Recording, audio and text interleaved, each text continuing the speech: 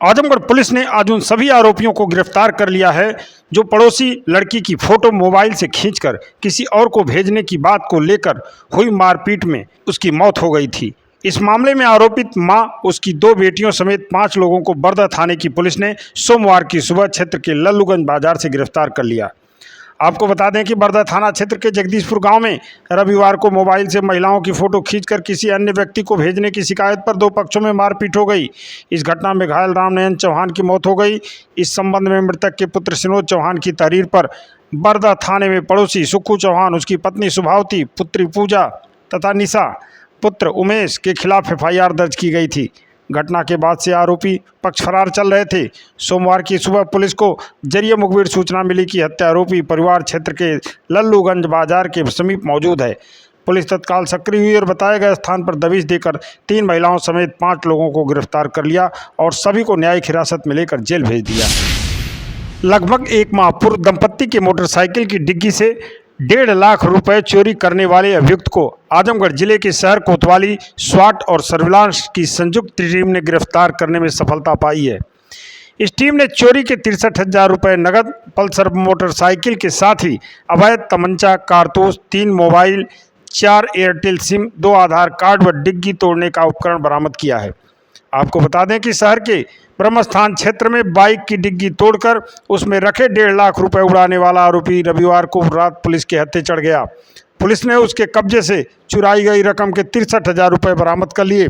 Bike, तमंचा व कारतूस के साथ अन्य सामान भी बरामद किया है। पकड़ा गया आरोपी बिहार प्रांत का निवासी बताया गया है। आपको बता दें कि अतरौलिया थाना क्षेत्र के छितौनी ग्राम निवासी रामनरेश यादव बीते 25 अप्रैल को अपनी पत्नी ललिता देवी के साथ बाइक से शहर आए थे और पंजाब नेशनल बैंक की मुख्य शाखा में जमा रुपए निकाले। कुल 1.5 लाख रुपए बाइक की डिग्गी में रखकर उक्त दंपत्ति घर के लिए रवाना हुए। रास्ते में ब्रह्मस्थान क्षेत्र में दोनों वाहन रोककर मिठाई खरीदने लगे। इसी बीच उनकी डिग्गी में रखे रुपए का रखा बैग उड़ा दिया गया। इस संबंध में पीड़ित पक्ष द्वारा शहर कोतवाली में अज्ञात के खिलाफ FIR दर्ज कराई गई। मामले की जांच में जुटी पुलिस को रविवार की रात सूचना मिली कि बाइक की डिग्गी के रुपए उड़ाने वाला युवक हाफिजपुर चौराहे पर मौजूद है। बताए गए स्थान पर दबिश देकर पुलिस ने चिन्हित किए गए युवक को दबोच लिया। तलाशी के दौरान उसके कब्जे से 63,000 रुपये, पल्सर बाइक, तमंचा व कारतूस के साथ ही 3 मोबाइल फ़ोन तथा डिग्गी तोड़ने में प्रयुक्त औजार बरामद किया। पकड़ा गया आरोपी विक्की कुमार यादव बिहार प्रांत के कटिहार जिले के जुराबगंज का निवासी बताया गया है। उसके खिलाफ जिले के विभिन्न थानों में लगभग दर्जन भर मुकदमे दर्ज कराए गए हैं। इस बरामदगी के बाद पुलिस ने राहत की सांस ली है। अभी तक आपने जर जोरू और जमीन के लिए मारपीट या घटना होते हुए देखा होगा, लेकिन आजमगढ़ शहर के कटरा मोहल्ले में अंडरवियर फैलाने के विवाद को लेकर पड़ोसियों में ईंट पत्थर से मारकर दंपत्ति को लहूलुहान कर दिया। लहूलुहान हालत में दोनों को मंडलीय चिकित्सालय में भर्ती कराया गया। वहीं पुलिस ने 8 लोगों के खिलाफ मुकदमा दर्ज कर 4 आरोपियों को हिरासत में लेकर पूछताछ कर रही है। शहर कोतवाली के कटरा मोहल्ले के रहने वाले सुरेंद्र सिंह का अपने पड़ोसी गुड्डू सिंह से पुराना विवाद है।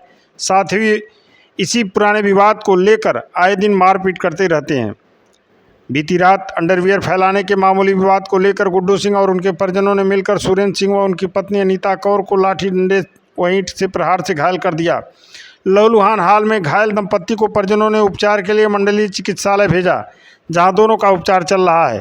पीड़ित परिजनों का आरोप है कि गुड्डू सिंह काफ़ी दबंग व मनबड़ हैं।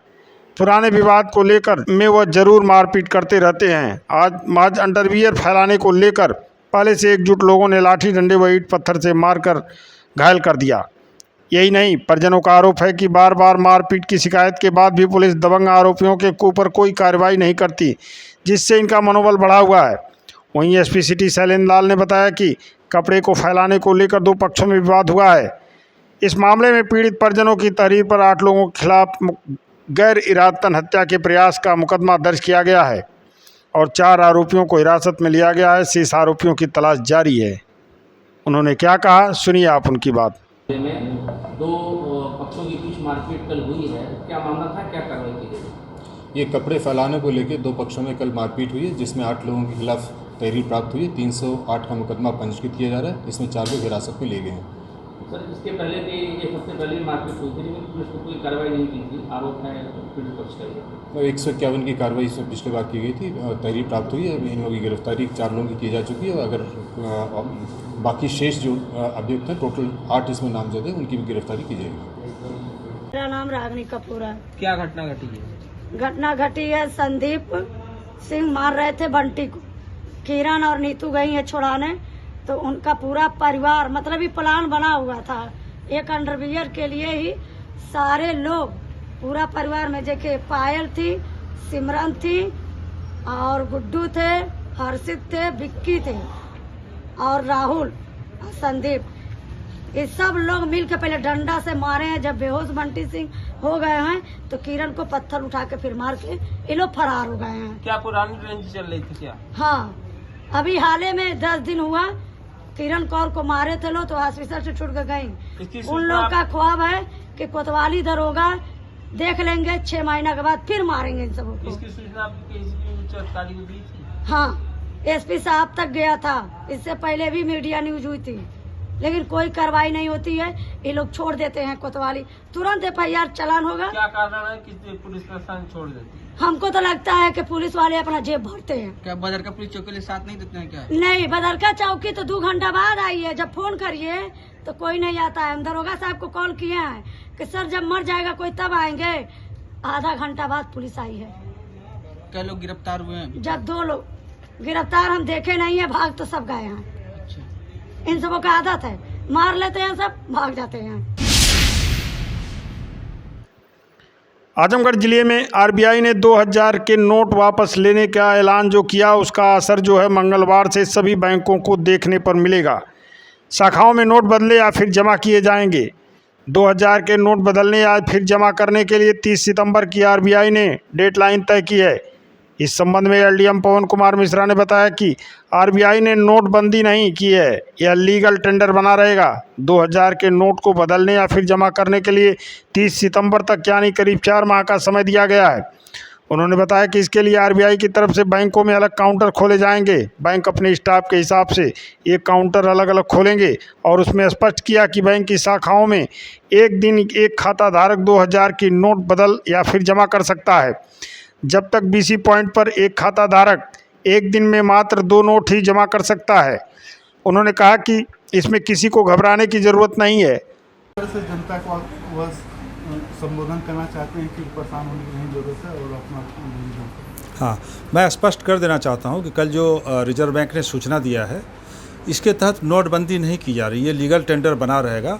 और हमारे पास समय है कि हम 23 तारीख से शुरू करके 30 सितंबर तक बैंकों में जमा कर सकते हैं और बैंक अपने खाते में पैसा जमा कर सकते हैं और नोट एक्सचेंज भी कर सकते हैं, बदल भी सकते हैं। लेकिन एक दिन में एक व्यक्ति 10 नोट तक यानी 20,000 रुपये तक वो बैंक की शाखाओं में जाकर बदल सकता है।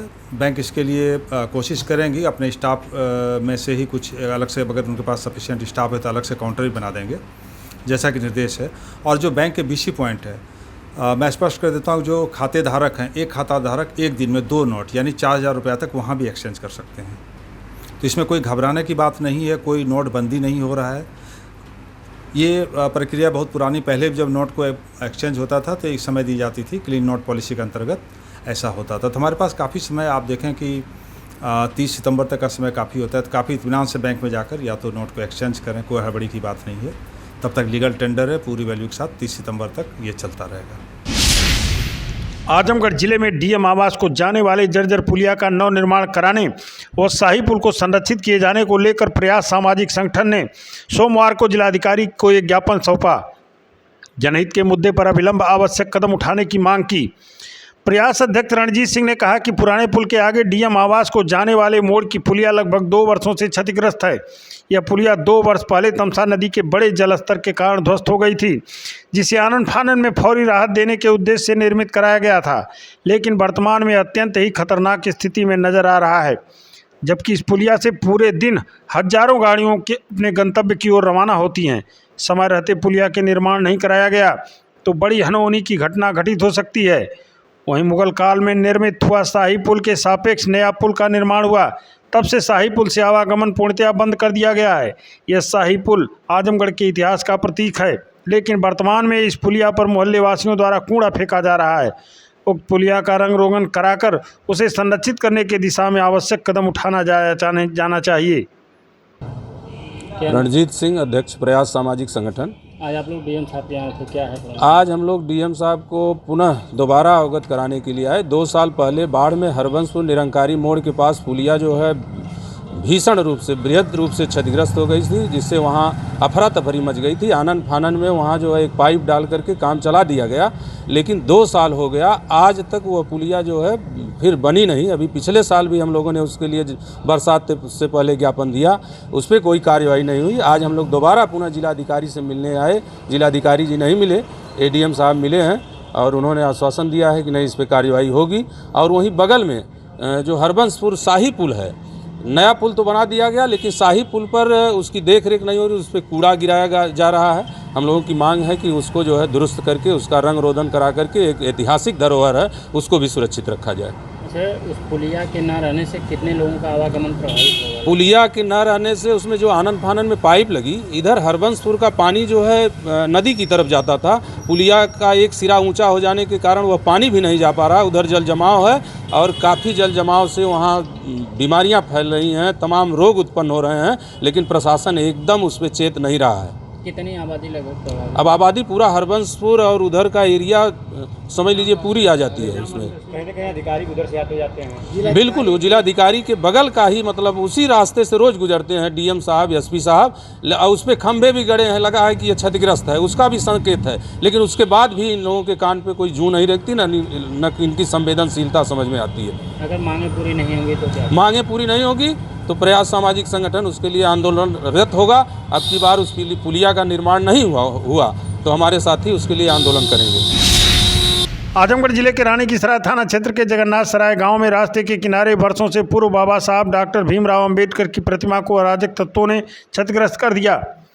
जानकारी के बाद मौके पर लोग आक्रोशित हो गए। मौके पर पहुंचे पुलिस व प्रशासन के अधिकारियों ने प्रतिमा को पुनः स्थापित कराने व अराजक तत्वों के खिलाफ कठोर कार्रवाई करने का आश्वासन देकर मामले को शांत कराया। रानी की सराय थाना क्षेत्र के पास जगन्नाथ सराय गाँव में रास्ते के किनारे बाबा साहब आदमकद की प्रतिमा स्थापित थी। बताया जा रहा है कि देर रात अराजक तत्वों ने प्रतिमा को क्षतिग्रस्त कर दिया और पूरी प्रतिमा को ही चबूतरे से उखाड़ दिया। सुबह जब इस ग्रामीणों को जानकारी हुई तो आक्रोशित हो गए। मौके पर सैकड़ों की संख्या में लोगों की भीड़ जुट गई। सूचना मिलते ही मौके पर स्थानीय पुलिस के साथ प्रशासन के अधिकारी भी पहुंचे और प्रतिमा को पुनः स्थापित कराने व अराजक तत्वों पर कार्रवाई का आश्वासन देकर लोगों को शांत कराया। एसपी सिटी शैलेंद्र लाल ने बताया कि अराजक तत्वों ने अम्बेडकर प्रतिमा को क्षतिग्रस्त कर दिया। इस संबंध में मुकदमा दर्ज किया जा रहा है। अराजक तत्वों की पहचान कर उनके खिलाफ कठोर कार्रवाई की जाएगी।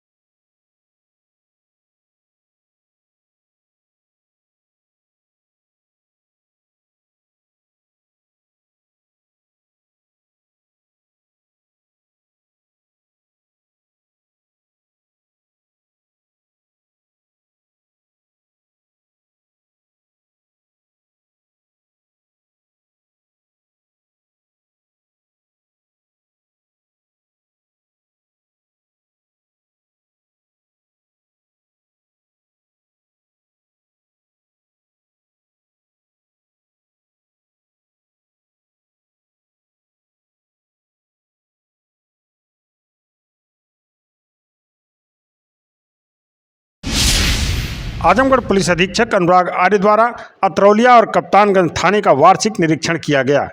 निरीक्षण के दौरान पुलिस अधीक्षक आजमगढ़ द्वारा निम्नलिखित दिशा निर्देश दिए गए। पुलिस अधीक्षक आजमगढ़ द्वारा सर्वप्रथम पहुंचकर गार्ड की सलामी ली गई। थाना अतरौलिया के कार्यालय के अभिलेखों, भूमि विवाद रजिस्टर, महिला उत्पीड़न रजिस्टर, वीट बुक, जनवाद सुनवाई रजिस्टर आदि का निरीक्षण किया।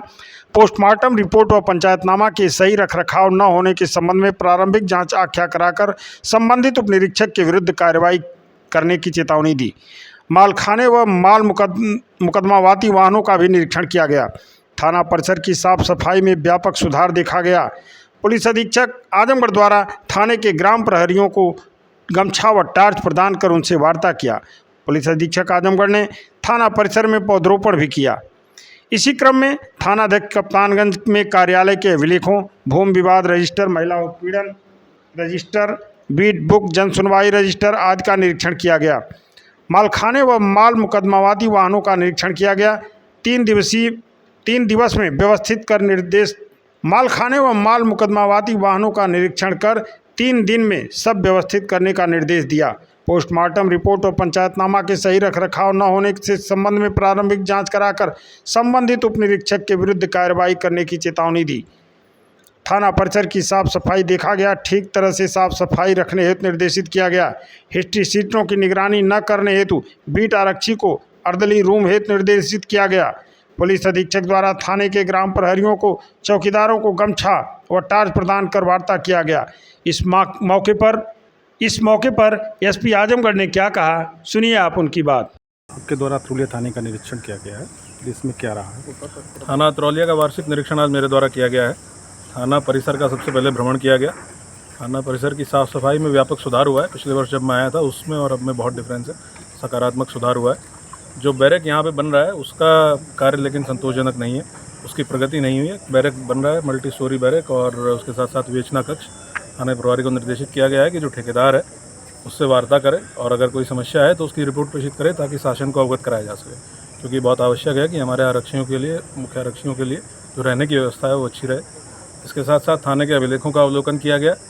काफ़ी चीज़ों में सुधार है, लेकिन एक चीज़ है जिसमें जाँच खुलवाई गई है, वो पोस्टमार्टम रिपोर्ट्स को लेकर है। पोस्टमार्टम रिपोर्ट्स आती हैं, उनकी जाँच करके संबंधित दरोगा को प्रेषित करनी होती है बड़े बाबू कार्यालय में, लेकिन वो नहीं की गई है। तो इसके संबंध में वर्ष 2022 के जितने पोस्टमार्टम्स हैं उनके संबंध में एक विस्तृत जांच एडिशनल एसपी आरए के द्वारा की जाएगी। उसके संबंध में निर्देशित किया गया है। अपराधियों पर जो कार्रवाई की गई है वो संतोषजनक कार्रवाई है। हिस्ट्री शीट खोलने की कार्रवाई, गुंडा एक्ट की कार्रवाई और हिस्ट्री शीटरों की चेकिंग, इस संबंध में सारे अभिलेख चेक किए गए, संतोषजनक कार्रवाई की गई है। जो यहाँ पे ग्राम प्रहरी नियुक्त हैं उनसे वार्ता की गई और कुछ पद हैं जो ग्राम प्रहरी के यहाँ पर रिक्त हैं, काफ़ी संख्या में रिक्त पद हैं। उसके लिए थाना प्रभारी को निर्देशित किया गया है कि आवेदन प्राप्त करके और उनको नियमानुसार कार्यालय में भेजेंगे। ओवरऑल थाने की जो परफॉर्मेंस है वो पहले से काफ़ी बेहतर है। कुछ चीज़ें हैं जिनमें सुधार की आवश्यकता है, उसके लिए निर्देशित किया। सर, जैसे कि बहुत पुराना 1808 का थाना है, अब बाउंड्री वॉल नहीं बनी हुई है सर, इसके लिए तो विस्तृत प्रस्ताव, क्योंकि इस थाने में आप देख रहे हैं ज़मीन बहुत है, तो इसके लिए बाउंड्री वॉल चारों तरफ से कराने के लिए पहला काम किया गया है। थाने की पैमाइश करा के और उस पर बोर्ड लगाए गए हैं कि कहाँ तक थाने की बाउंड्री है। अब अगला काम यही है कि बाउंड्री का एक प्रस्ताव तैयार करके शासन को भेजा जाए, क्योंकि ये एक बहुत बड़ा बजट इसका होगा। उसके लिए शासन से स्वीकृति की आवश्यकता होगी, वो कार्रवाई जल्दी की जाएगी। ठीक, धन्यवाद।